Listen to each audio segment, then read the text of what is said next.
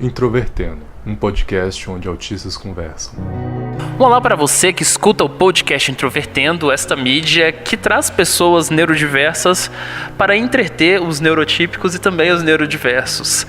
Meu nome é Thiago Abreu e hoje estou com Otávio Crozara para mais uma aventura com vocês. Boa tarde, como ele disse, eu sou Otávio Crozara e solidão, eu acho que quase todo Asperger lida com isso. Não todos, nós esmiuçaremos isso melhor ao longo do episódio. E é claro, como o Otávio já adiantou, nosso tema hoje é solidão, então se você tiver algum comentário, alguma mensagem a respeito do nosso conteúdo que será falado aqui em outros episódios, você manda uma mensagem para ouvinte@introvertendo.com.br, escreva o seu e-mail, não se importe se ele for curto ou longo, apenas escreva. E se você também quiser acompanhar a gente nas redes sociais, é muito importante que você nos ache no Facebook, no Twitter, no Instagram e no nosso site. E aí você escolhe quais redes ou qual rede você segue a gente. Aliás, nós publicamos algumas coisas exclusivas em algumas redes, então se você quiser saber tudo sobre nós, é melhor nos acompanhar em todos os lugares. facebook.com/introvertendo, twitter.com/introvertendo, instagram.com/introvertendo e o nosso site que é introvertendo.com.br. Lá no nosso site você também encontra alguns aplicativos pelos quais você consegue ouvir o nosso podcast. Então você pode encontrar pelo Google Podcasts, pelo iTunes, pelo Spotify, pelo Castbox, pelo Podcast Addict e vários outros aí que você encontra pelo mercado. E é claro, se você quiser financiar o nosso podcast, as nossas regrinhas e os nossos detalhes estão no post do nosso site. E também, se você quiser entrar em contato com a gente para algum assunto que não seja diretamente ligado aos episódios, e sim algum tipo de colaboração, ou também algum tipo de parceria, também, ou convite, utilize o e-mail contato@introvertendo.com.br. Solidão. O que é solidão? Muitas pessoas, Thiago, pensam que solidão é ficar sozinho, estar sozinho. E não é bem isso, porque muitas vezes você está com pessoas e você se sente sozinho. Quando é que você se sente sozinho? Eu acho uma pergunta bastante complexa. Eu acho que tem dois estados de individualidade, digamos assim. Você tem a solidão e a solitude. A solidão é quando você não escolhe estar sozinho, e a solitude é quando você, num processo de escolha sua, tanto social quanto do dia a dia, você se separa para você curtir aquele momento de você mesmo. E a solitude não é um problema para ninguém, muito pelo contrário, é um estado de criatividade, ele pode inclusive estimular você a produzir muitas coisas, a você interiorizar seus pensamentos, mas a solidão é um estado compulsório que, de certa forma, está presente na vida de várias pessoas dentro do espectro ao longo da vida. E eu acho que o primeiro ambiente pelo qual todo mundo se sente dessa forma em algum momento é no período escolar. Porque no período escolar as pessoas formam seus grupos, formam suas identificações com as demais pessoas e elas vão se organizando conforme seus gostos, né, suas predileções. E quase via de regra o autista leve, digamos assim, né, que é de certa forma o grupo pelo qual nós fazemos parte, fica ali meio perdido, porque ele não vai se encaixar entre os populares, não vai se identificar muitas vezes com os próprios nerds que estão ali no canto deles, com os bagunceiros e tudo mais, então ele vira um corpo estranho naquele ambiente social que é a sala de aula. E isso vai se refletir em outros espaços, então às vezes se reflete até no ambiente dos parentes, né, os temas, as conversas, e aí essa pessoa, além de não se identificar com os demais, além dela ser compelida a estar em solidão, muitas vezes ela se isola porque ela não tem outra escolha. É verdade, eu concordo com você, assim, nós devíamos ensinar as outras pessoas, não só os mais novos como os mais velhos, a ficarem sozinhos, sabe? Como você falou, solitude é um estado criativo quando você está sozinho. Eu gosto de imaginar que a solitude, você está figurativamente com outras pessoas, literalmente sozinho, mas figurativamente com outras pessoas. Porque quando você está em solitude, você está vendo uma TV, você está aí na internet, você está lendo um livro, você está ouvindo uma música, certo? Você está praticando algum hobby. Então, há ali um produto de entretenimento, de instrução, de educação feito por alguém. Então você pode falar que, metaforicamente, alguém está lá te ensinando ou trocando um tipo de experiência com você. Mas aquilo é feito no seu ritmo, do jeito certo para que aquela experiência te atinja. Então você pode falar que a solitude, e paradoxicalmente, é uma forma muito perfeita de socialização, mas com pessoas distantes. Não é uma socialização do dia a dia, sabe? Onde você precisa da linguagem enfática, sabe? E como essa ligação, e como é uma troca de informações bem harmonizada para o receptor e centrada, focada, ela é muito mais produtiva. Sabe que ela tem um propósito, ela tem um caminho a ser trilhado. Eu vivo fazendo isso, por exemplo. Muita gente fala que eu... Quantas pessoas já não falaram que eu sei um monte de coisas, sabe? Eu gosto de falar que eu sou o rei da cultura inútil. Mas por quê? Porque eu gosto de ficar lendo sobre os assuntos diversos. Eu já li sobre epistemologia, sabe? Eu já li sobre métodos de contagem de votos de eleição que são infalíveis. Eu já li sobre cânhamo. Eu leio muito sobre curiosidades da NASA, sabe? Eu já li muito sobre a heliosfera. Eu sei comentar sobre tudo isso. Muitas pessoas já falaram que é um dos meus charmes, eu consegui transformar informações banais, informações pequenas e desinteressantes em histórias grandes, em histórias interessantes, sabe? E isso eu devo aos grandes mestres e aos professores que me ensinaram pelos seus escritos, entendeu? E isso eu só poderia conseguir pela solitude. Isso que você falou me fez lembrar de um comentário que o Marcos fez no episódio 31, que foi o episódio de Boas Festas, que ele disse que a vida acontece na nossa cabeça. Então, talvez o processo de solitude ele seja ainda mais intenso, no sentido de que se você não está lendo, você não está produzindo algo, você está refletindo e conversando com você mesmo, com, sei lá, talvez outras personas que você tenha dentro de você. Inclusive, eu cheguei a ler isso há muito tempo, eu sei que às vezes é até mais frequente do que no restante da população em geral, de aspes terem amigos imaginários. São aquelas coisas de criança mesmo, de criar uma pessoa para talvez saber lidar melhor com a questão da solidão, que se torna muito, muito significativa. Se a gente for parar para pensar sobre a questão das diferenças entre solidão e solitude, a solidão bate a porta e muitas vezes ela é inevitável. Então, muitas vezes não há como prevenir a solidão, né? E junto com a solidão que aí vem o problema, que vem a questão muitas vezes da depressão, que entre outras questões, muitas vezes leva até as pessoas até o diagnóstico, né? Que elas tentam se conectar às outras pessoas, mas não conseguem. Você acha que a raiz da solidão seja isso? Essa questão de você tentar se identificar com outras pessoas, tentar adentrar o universo dessas pessoas e não conseguir espaço? Sim, não precisa ser exatamente um grupo de pessoas ou um indivíduo com quem você interage, convive com uma certa rotina. Às vezes a pessoa conhece todo mundo no seu círculo social, se dá bem com todo mundo, mas não há identificação ali. Então não é falta de identificação com aquele grupo específico, é falta de identificação em qualquer forma, sabe? Você vamos pegar um exemplo, como é que era o nome daquele poeta romântico brasileiro? Álvaro de Azevedo, muito obrigado. Álvaro de Azevedo detestava São Paulo, porque ele era um tremendo babaca. Que ele queria sarais, ele queria conversar.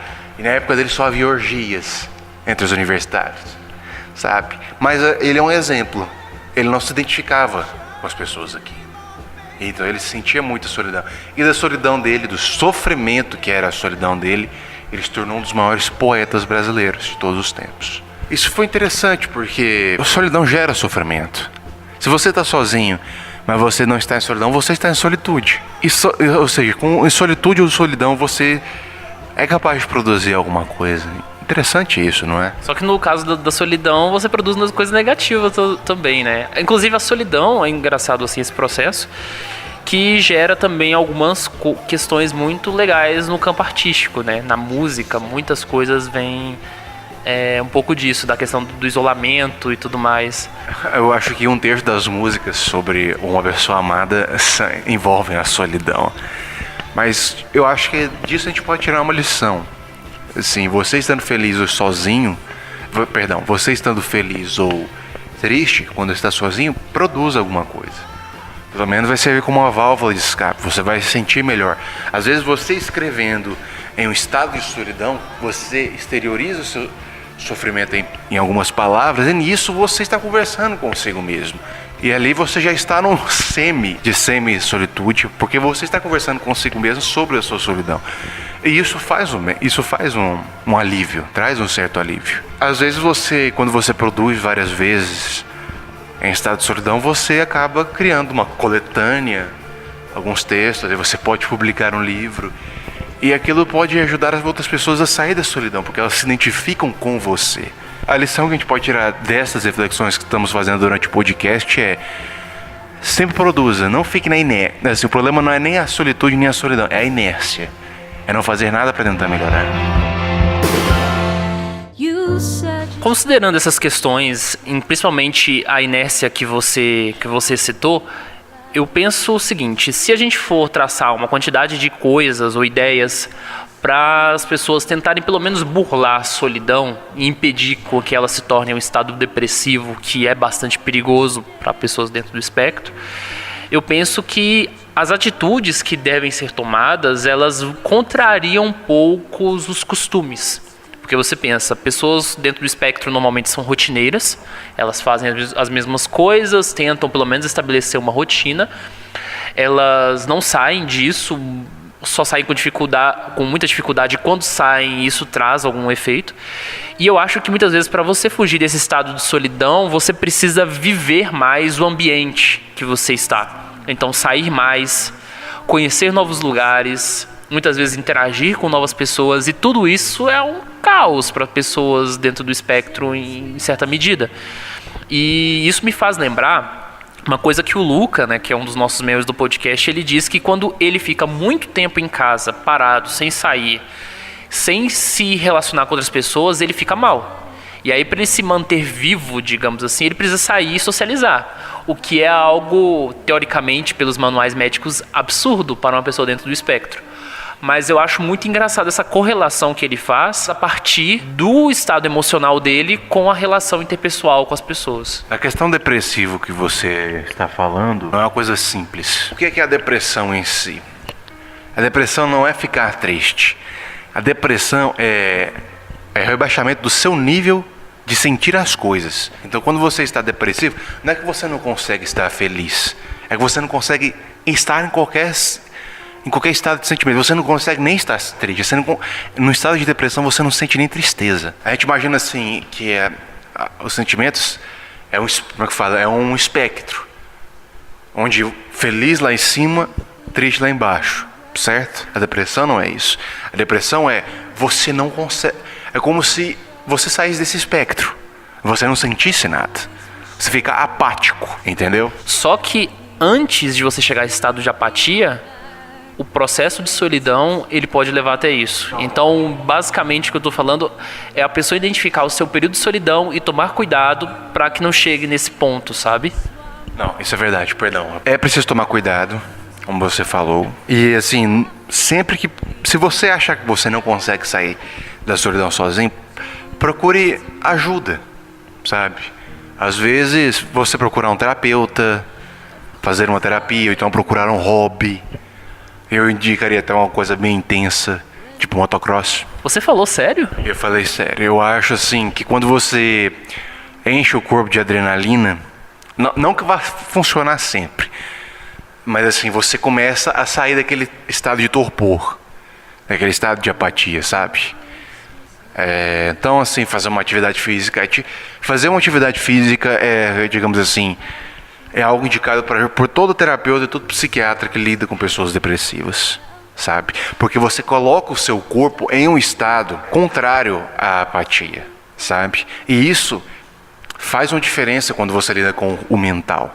É como diz o grande Oscar Wilde: curar a mente através do corpo e curar o corpo através da mente. O que eu quero dizer com tudo isso, eu divago demais. Se você está sentindo que você está começando a ficar apático, e você está começando a deixar... Porque sentir-se apático é uma forma de lidar com a dor da solidão. Porque você não pode sentir tristeza se você não sente nada. Quando você faz exercícios, você bota todo o seu corpo contra esse estado. Mas isso não é muitas vezes suficiente. Às vezes é necessário que você converse com alguém. E conversar com uma pessoa, sendo um terapeuta ou não, desde que ela te ouça, pode ser tão benéfico, pode ser tão terapêutico quanto escrever sobre isso. Infelizmente, muitas pessoas não sabem lidar com a dor dos outros porque elas não sabem lidar com elas mesmas. Então elas não sabem ouvir.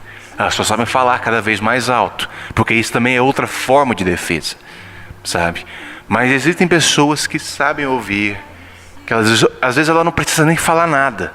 Só de ouvir aquilo já ajuda demais. Então, assim, procure aquela pessoa que você sabe que vai dar certo, que vai te ajudar. Se não tiver, procure um psicólogo, procure um psiquiatra, procure um pastor, procure um líder religioso. Essa é uma das coisas que o ato religioso ajuda. Mas eu quero dizer a todas as pessoas que estão se sentem solitárias, que se sentem sozinhas, vocês não estão sozinhos. Só o fato de nós estarmos fazendo este podcast é uma amostra de que, e você está ouvindo, é uma amostra que você não está sozinho, ok? Inclusive as pessoas que gostam de mais... uma coisa que eu queria ter falado antes. Aos introvertidos, que é aquelas pessoas que gostam de ficar na solitude e acham que estão erradas por causa disso, porque as pessoas com quem você convive não ficam em solitude, você não está errado. É o seu jeito de fazer as coisas, sabe? Se você gosta de ficar em solitude, fique em solitude, certo? Mas não deixe de procurar novas pessoas que possam te dar o mesmo prazer que a solitude te dá. Okay? Como nós falamos aqui, na solitude você está literalmente sozinho, mas figurativamente você está com pessoas. Então procure pessoas literais que te dão a mesma sensação que as figuradas te dão. E se você não der conta de fazer o motocross, também você pode fazer atividades mais básicas, como, por exemplo, participar de um clube de livro, se você gostar de ler, ou frequentar ambientes calmos, como parques, né, e etc. A experiência urbana, ela permite isso. No interior é um pouco mais difícil, mas se você tiver um contato com a natureza, por exemplo, isso também ajuda um pouco nesse processo de interiorização. Eu não sei porquê, mas assim, eu vou indicar um autor. Vou indicar Lovecraft. Nós colocaremos o nome do autor e alguns livros dele no podcast. Eu não sei porquê, mas a literatura dele faz um sucesso tremendo com pessoas que se sentem sozinhas. Eu acho porque a literatura dele dá um sentimento de desespero tão grande que a pessoa acorda. Lovecraft, para quem não sabe, é um autor que ele amava ficar sozinho, sabe? E ele tinha muitos pesadelos com monstros gigantes. E ele escreveu muitos livros sobre monstros gigantes. Mas não é tipo Círculo de Fogo ou Godzilla.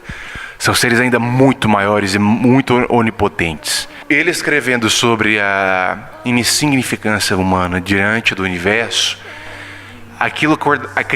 isso cria nos leitores dele um certo desespero em relação à vida. E muitas pessoas acordavam da depressão, acordavam da solidão, da apatia, lendo isso. E eles viciavam nessa sensação, sabe? E elas conversavam elas encontravam umas às outras, elas conversavam sobre isso. Eu indico então que vocês leiam H.P. Lovecraft. Of course I blame me. Olá pessoal, mais uma semana chegou e é claro, tem aquele quadro que a gente dá recados, lê e-mails e tudo mais. Só que dessa vez eu vou fazer algo diferente. Essa sessão é pra gente comentar sobre o último TEDx que ocorreu na cidade de Tatuí, que pra quem não sabe eu estive em Tatuí, que é uma cidade no interior de São Paulo, na semana passada, para falar um pouco sobre o Introvertendo, para falar um pouco também de trabalho em grupo, individualidade, essas questões. E esse conteúdo vai estar disponível nessa palestra daqui a algum tempo. Assim que sair a gente vai dar uma divulgada. E foi um evento bastante legal, organizado pela Fabiana Greck. Tem um projeto super legal na cidade e que me fez esse convite e eu me senti bastante honrado, assim. E foi muito legal, o evento foi bastante organizado, ocorreu no sítio do Carroção, que é um espaço também que fica em Tatuí, com a presença de vários palestrantes, grande parte deles da área da educação, alguns da área do direito e outros ativistas, então foi bastante legal. Eu queria, antes de tudo, fazer um agradecimento aqui no podcast ao pessoal da organização que estava lá, que enfim, viabilizou uma série de coisas, que me tratou muito bem, assim, eu nunca fui tão bem tratado num evento. São muitas pessoas a agradecer, então se eu esquecer de alguém, me desculpe de antemão, mas eu vou lembrar aqui de quem ficou na minha mente de imediato. Primeiro a Francine, que fez a busca lá em São Paulo junto com o Silas, do aeroporto até a cidade de Tatuí. A Carolina, que conversou comigo algumas vezes, a Luzia, que a gente teve um papo super legal sobre música. Enfim, são várias pessoas que estavam na organização. Eu também recebi uma arte muito legal do Venâncio Lopes, que todos os palestrantes receberam, né, uma espécie de caricatura, e eu até postei no Instagram. Se você quiser, se você não viu, dá uma conferida lá. E também nós tivemos vários palestrantes. Eu queria destacar especificamente 2 palestrantes com os quais eu tive uma conversa mais direta. Na verdade, assim, né, foram muitas coisas legais discutidas ali, desde políticas públicas, bullying, tecnologia, inclusão, diferença entre o termo diferença e diversidade, enfim, foram vários debates, mas teve 2 pessoas com quem eu tive a oportunidade de conversar por mais tempo, que foi o André Gravatar, que fez um trabalho sensacional, inclusive um livro dele tá disponível aí na internet, e eu vou também linkar no post se você quiser saber um pouco mais dele da área da educação. E o Fernando Tsukumo, que é professor, e ele palestrou no eixo da inovação e tecnologia, e eu tive a oportunidade de conversar com ele rapidamente, e ele falou um pouco sobre a experiência de participar do TED, o clima do TED, o conceito, e é isso que vocês vão ouvir um pouquinho agora nessa mini entrevista que eu fiz com ele, e já já a gente volta. E uma coisa que eu percebi é que você, durante alguns momentos, falou sobre o clima do TED, né, que isso é algo bastante inspirador para você. Eu queria perguntar por quê. Primeiro, porque eu acho que existe um foco muito grande no conteúdo, na fala. Muito pouco na pessoa, muito pouco na empresa, muito pouco nos patrocinadores. Principalmente no conteúdo, e é isso que qualquer um quer ver quando o outro está indo lá falar. Então ele eliminou uma série de problemas que tem quando a gente vai assistir palestras normais. E além disso, quais foram os outros problemas que ele eliminou? Ele eliminou também palestras muito longas, que você não consegue ficar ligado muito tempo, né? Então, existe um motivo das palestras terem no máximo 18 minutos e idealmente 10 a 12 minutos. Porque esse é o tempo que neurologicamente se verificou que a média das pessoas consegue ficar ligada. Então, a gente fala rapidamente, concisamente, muito direto ao ponto, para que as pessoas possam entender e a partir daí elas possam pesquisar mais sobre isso. Então é um belo ponto, um belo lugar para você conhecer novos assuntos, novos mundos. Então isso para mim me fascina. E é claro, além de tudo, eu acho que é a comunhão de pessoas, o fato das pessoas estarem se encontrando, trocando ideias. Você também, Thiago, falou hoje, então foi muito legal, porque eu conheci você e você me conheceu, e a partir daí a gente tem novas ideias. Então eu acho que ideias novas surgem quando a gente se fala uns com os outros, quando a gente começa a refletir sobre o que alguém falou para você, né? Então é isso que é muito legal. Quantos TEDs você participou já até hoje, assim? Como palestrante, eu sou o segundo, não fiz muitos, né? O primeiro que eu fiz foi o TEDx São Paulo, e esse foi bem grande, foi lá no Allianz Parque também, foi incrível. Mas eu ajudei muitos TEDs, principalmente TEDx São Paulo, ajudei uma vez o TEDx Campinas, agora estou ajudando aqui o TEDx Tatuí, né?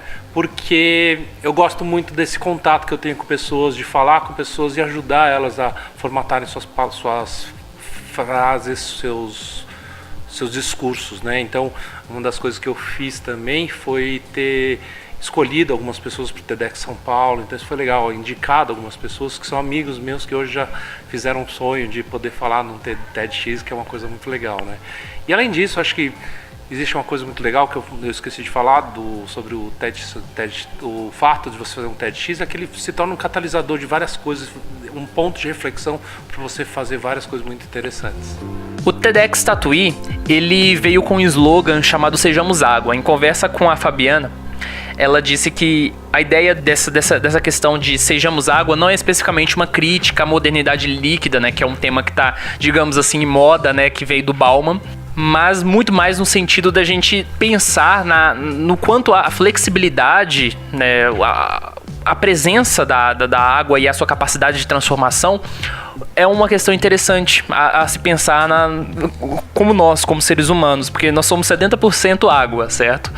Mas muitas vezes, em termos sociais, né, como humanidade, a gente não consegue ser tão flexíveis e é mais ou menos essa a ideia, sabe, do evento. Eu achei muito legal todo o conceito por trás disso. E também queria avisar também de antemão que futuramente, talvez em abril, ainda tenho que ver especificamente a data, nós vamos publicar uma entrevista com o Enzo Greck, que foi um dos palestrantes do TEDx, que é um episódio especificamente sobre a trajetória dele e também sobre altas habilidades. Então, uma hora aí vai chegar.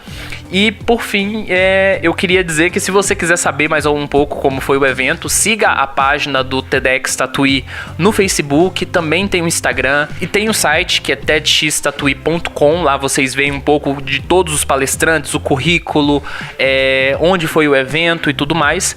As fotos também estarão disponíveis em breve e eu queria deixar o meu agradecimento a todo mundo da organização que batalhou duro ali durante os 2 dias, tanto o dia de ensaio quanto o dia do evento propriamente dito, e também aos palestrantes que compartilharam conhecimento, né, compartilharam ideias, que é o ponto importante desse evento. Então, é isso aí.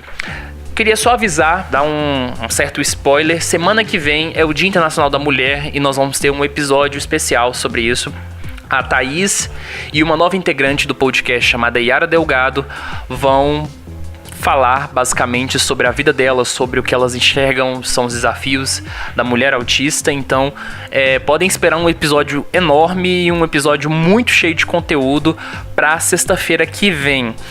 E também eu queria avisar a vocês que vai ocorrer no Rio de Janeiro, no final de março, o evento chamado Dia do Autistão, que é organizado por uma ONG chamada Autistan, que vai ocorrer em Copacabana, no Rio de Janeiro.